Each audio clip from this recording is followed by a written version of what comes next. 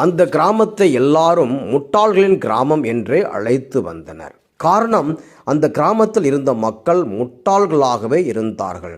ஒரு நாள் அந்த கிராமத்திற்கு புதியவர் ஒருவர் வந்தார். அவரிடம் அந்த கிராமத்தை சார்ந்தவர்கள் பூதம் அலைகிறது என்றார்கள். பூதமா என்று புருவத்தை உயர்த்திய அந்த மனிதர், எங்கே பூதத்தை காட்டுங்கள் என்று கேட்க அவர்கள் தர்பூசணியை காட்டினார்கள். ஓ, இதைத்தான் பூதம் என்று சொல்லிக்கொண்டு இவர்கள் அஞ்சி அஞ்சி வாழ்ந்து கொண்டிருக்கிறார்களா?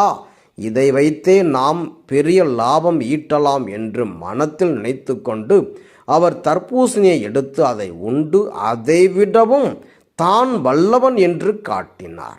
மக்கள் அதை பார்த்துவிட்டு, இவன் பூதத்தை விடவும் பெரிய பூதமாக இருப்பானோ என்று நினைத்து கொண்டு அவன் தூங்கும்போது அவனுடைய தலையில் கல்லை தூக்கி போட்டு கொன்று போட்டார்கள். இது நடந்து ஒரு சில மாதங்கள் கழித்து வேறொரு மனிதர் அந்த கிராமத்திற்கு வந்தார். அவரிடம் அவர்கள், ஊரில் பூதம் நடமாடுகின்றது என்றார். பூதமா?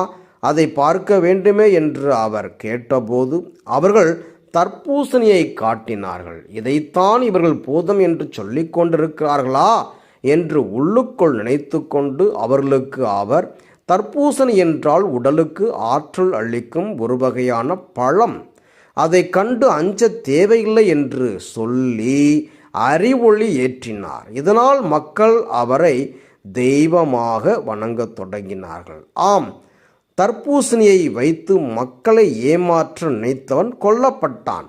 அதை பற்றிய தெளிவினை தந்தவரோ மக்களால் தெய்வம் போல் மதிக்கப்பட்டார். இன்று நாம் பாட கேட்கிற பதிலுரை பாடல் நல்லார் மற்றும் பொல்லாரின் முடிவு எப்படி இருக்கும் என்பதை எடுத்தியம்புகிறது. புனித பவுல் ரோமேயருக்கு எழுதிய திருமுகத்தில், ஒவ்வொருவருக்கும் அவரவர் செயல்களுக்கேற்ப கடவுள் கைமாறு செய்வார். ரோமையர் 2:6. இவ்வார்த்தைகளை இன்னும் விளக்கி கூறுவதுதான் திருப்பாடல் 1. இவ்வுலகில் இருள் ஒளி, நல்லது தீயது இருப்பது போல நல்லவர்களும் தீயவர்களும் இருக்கின்றார்கள். நல்லவர்கள் ஆண்டவர் மீது நம்பிக்கை வைத்து அவரது வழியில் நடப்பவர்கள். இதனால் இவர்கள் பேறு பெற்றவர்கள் ஆகி அதற்குரிய கைமாறு பெறுவார்கள். பொல்லாதவர்களோ தம் தீய வழியில் செல்வார்கள். அதனால் அதற்குரிய தண்டனையை அவர்கள் பெறுவார்கள்.